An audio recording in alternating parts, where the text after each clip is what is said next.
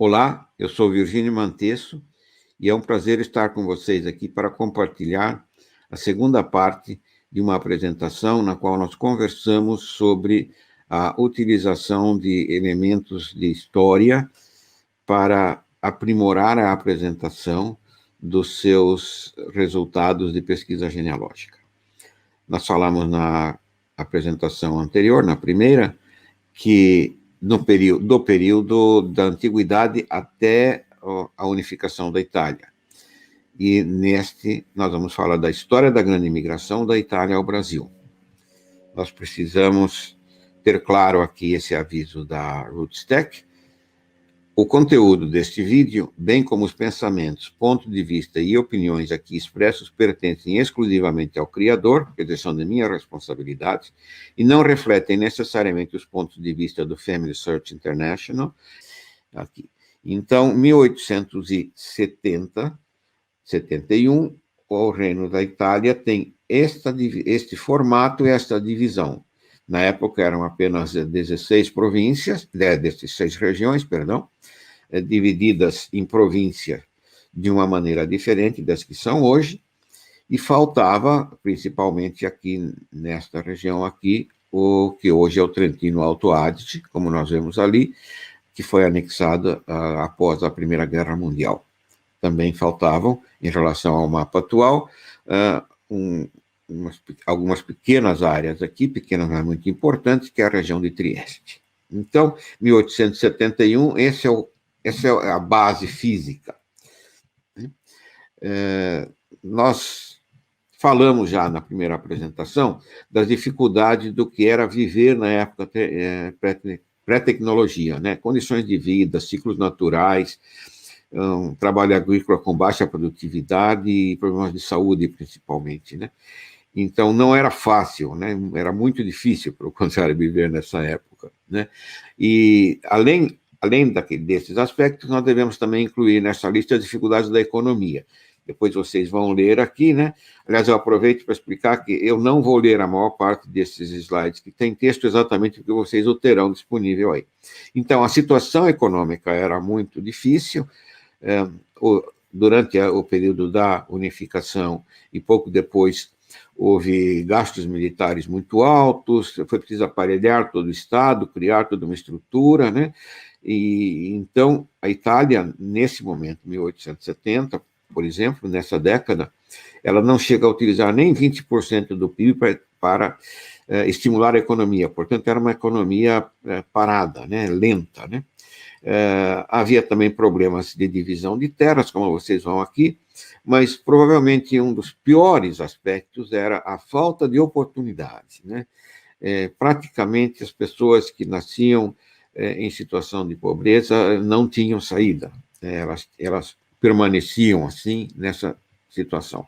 Temos aqui algumas fotos logo depois dessa época que mostram quais eram essas condições, né? Veja vocês, imagina no inverno forte, por exemplo, essa é uma foto da região do Vêneto, eram essas as condições, né? Muito difíceis, como a gente vê em termos de conforto e tudo. Esta aqui, também, imagine a família residindo numa região como essa e tendo esse tipo de condições no inverno, como é que seria, né? É bastante puxado. Esta foto eu acho muito impressionante, ela mostra um senhor vítima de pelagra. A pelagra era uma doença que acontecia quando, pelo fato de só se alimentar de milho, como nós vamos ver daqui a pouquinho, principalmente na região do Vêneto, essas pessoas sofriam essas consequências horríveis, uma delas essa dermatite, né? E como vocês veem aí, só na região do Vêneto, cerca de 100 mil pessoas sofriam dessa doença um pouco antes da virada do século. Este aqui é um slide que é bem oportuno para ver as condições de higiene, ou, melhor dizendo, falta de higiene, né? Isso aqui é Pavia, né? Uma cidade, portanto, na região mais rica da Itália, na época, que era uma das mais ricas, que era a Lombardia. Vocês veem aqui, Pavia está a 15 quilômetros de Milão, portanto, ali no miolo da área econômica, né? E vocês veem que as pessoas, tem pessoas pescando aqui do lado direito, aparentemente, tem as senhoras lavando a roupa aqui, não existia tratamento de efluentes, portanto, esse rio recebia in natura os esgotos da cidade e tudo, e não se sabia muita coisa sobre a questão sanitária e tudo. Então, essa era uma situação que a gente pode ver que era propícia para o desenvolvimento de doenças, uma série de dificuldades nessa linha, né? Nós falamos agora há pouco da alimentação, né? Vamos ler um trecho aqui de um relatório da província de Mantova, no final do século. A alimentação do trabalhador agrícola, na época do trabalho, é sopa, vinho e pão uma vez por semana. Em todos os outros dias, polenta pela manhã, polenta ao meio-dia e ao final da tarde, polenta com cebola ou queijo de má qualidade. E nem sempre. Carne quase nunca. Fazem por dia 3 refeições, 2 ou apenas uma, conforme a estação do ano e conforme o trabalho. Nós mencionamos também na primeira parte a questão dos ciclos, né? Isso inclui os ciclos de trabalho. Então, o que se sabe pela história é que toda a grande movimentação de população se dá quando se conjugam fatores de expulsão de um lado e fatores de atração do outro, né? O pessoal quer sair de um lugar, para onde vai, né? A vida na Itália, como vimos rapidamente aqui, tinha muitos fatores que sugeriam a expulsão, a saída, né? O próprio governo reconhece. Há um relatório comercial entre Brasil e Itália, em 1903, que diz: a imigração para a Itália é uma necessidade. Precisamos que partam de 200 a 300 mil indivíduos por ano para que possam encontrar trabalhos que ficam. Então, quais países oferecem fatores de atração? Diversos, mas nós vamos falar do Brasil, né? Qual era o contexto de grande atração? Era que na América, lembrando que América ou América, na época, significava tudo que estivesse por lá de lá do Atlântico, né? O que acontecia existia a oportunidade inexistente na Itália de conseguir 3 coisas: comida, trabalho razoavelmente remunerado e propriedade da terra, portanto, uma melhora econômica, né? E essa crença era alimentada por um imaginário que já existia e que era reforçado, como nós vamos ver, pelos agentes de imigração, entre outras coisas. Vocês podem ler sobre a história da cocanha, é muito interessante, é um mito que vem da Idade Média e fala de um país maravilhoso, onde tudo é fácil, você senta na mesa, caem aves grelhadas para você comer com seus amigos, existem fontes que jorram vinho, existe cavalo grátis para quem quiser, vai lá e pega o seu cavalo. Então, o país da cocanha era o país onde tudo era fácil, tudo era grátis e tudo era perfeito, né? Era tão perfeito se alguém como essa pessoa, senhora que vestido de verde, decide trabalhar, ele vai preso. Isso é contra as regras da cocanha, né? A cocanha era o país onde tudo era grátis e tudo era fácil, tudo era perfeito. É claro que hoje a gente pensa, mas como é que acreditavam nisso?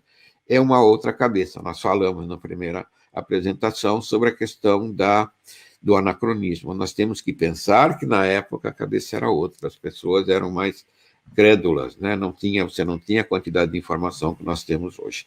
Leia um pouquinho sobre a questão do anacronismo e etnocentrismo para entenderem um pouquinho como é que se acreditava nisso, né?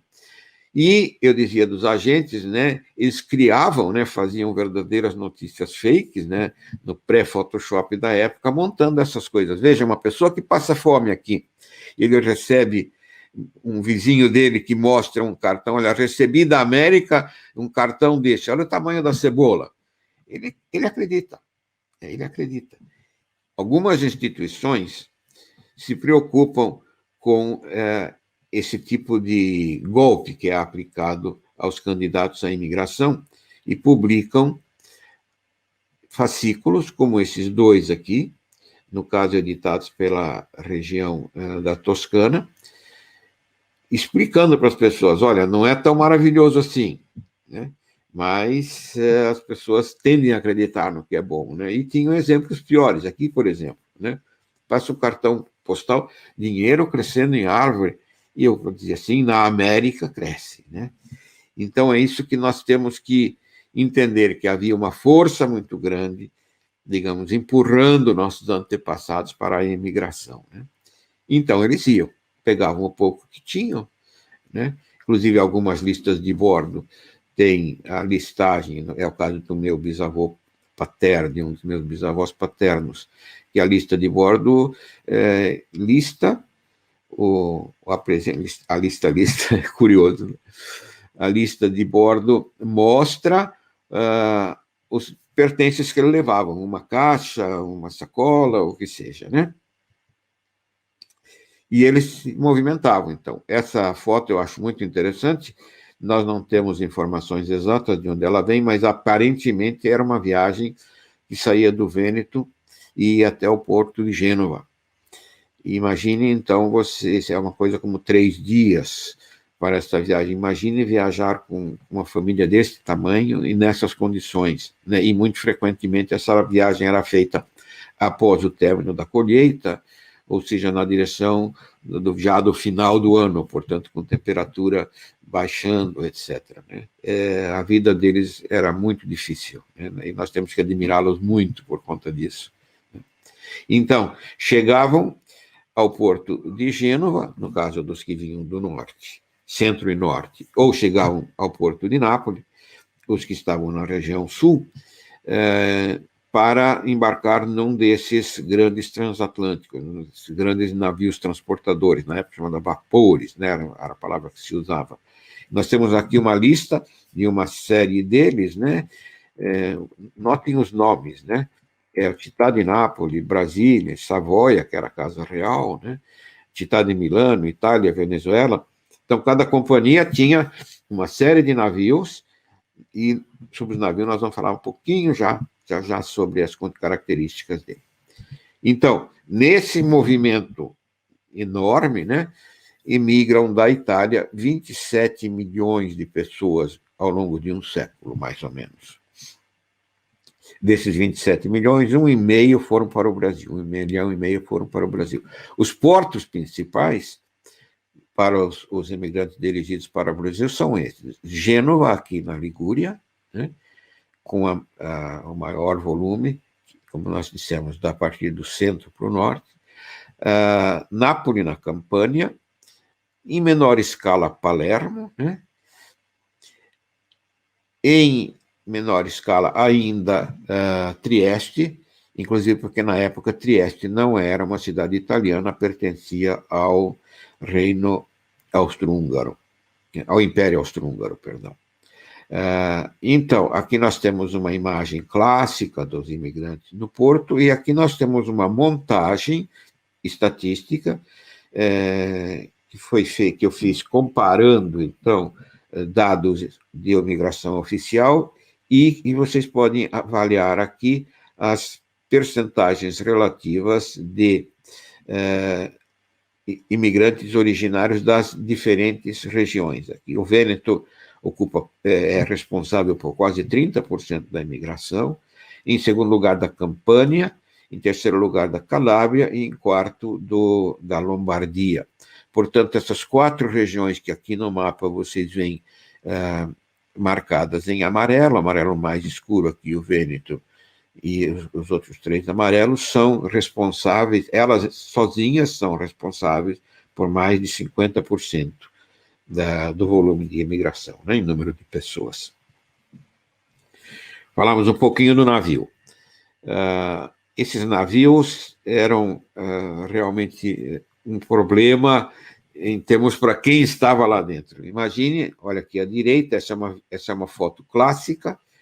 Essa versão que nós temos foi obtida no Museu Paulo Cresce, de Lucca, mas ela aparece também em várias publicações, uma foto, como eu disse, clássica, muito comum. Veja a quantidade de pessoas, né, e as condições em que eles viajavam. Esses navios, com muita frequência, eram antigos navios cargueiros, né? Esse meu bisavô do lado paterno, que eu já mencionei, ele viajou num navio que tinha sido cargueiro originalmente, feito para transportar carvão em 1868. Em 1888 ele foi transformado para transportar imigrantes, calcula como pode ser as condições de viagem num navio que era originalmente um cargueiro de carvão, né? E como vocês veem aí, esse é um exemplo interessante, muitos deles eram tracionados parte por vapor e parte por vela, para economizar carvão, no caso, quando as condições permitiam, os navios mais antigos utilizavam as velas, né? Então, demorando um pouquinho mais e tudo, né? Depois, naturalmente, já na virada do século, os navios são todos grandes vapores, né? Piróscafo, eles chamam em italiano, né? Um dos nomes é piróscafo. E eles tinham uma capacidade mínima, normalmente, de ao redor de 800 a 1.200 imigrantes, né? Mas tinha navios que levavam mais de 2.000 imigrantes. Então, é muita coisa, né, nas condições da época.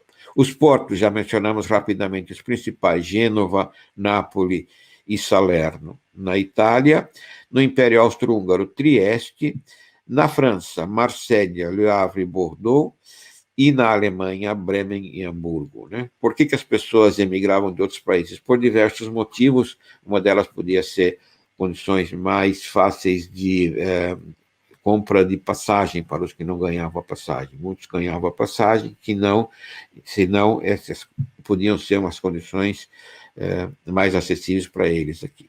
Essa viagem, então, digamos, da Itália, seja qual for o porto, para o Brasil, Santos ou Rio, durava ao redor de pouco mais que 3 semanas, 22 a 26 dias. E daí eles iam para um país que era 28 vezes maior que a Itália, onde, teoricamente, as condições eram de muita oportunidade e muita facilidade. Felizmente, eles tiveram essa coragem, e muitos de nós que conhecemos um pouco mais dessa história temos uma admiração imensa por eles. E então a ideia é que vocês pesquisem, a partir daqui está nas mãos de vocês. Eu tenho certeza que essa admiração, esse agradecimento vão se difundir no meio da comunidade. Foi um prazer. Então eu indico para vocês também que vejam uma série de outras palestras que estão listadas aqui, porque se vocês assistirem a todas, vocês terão uma visão conjunta muito interessante de todo o processo da imigração e das possibilidades de pesquisa genealógica. Muito obrigado, até a próxima.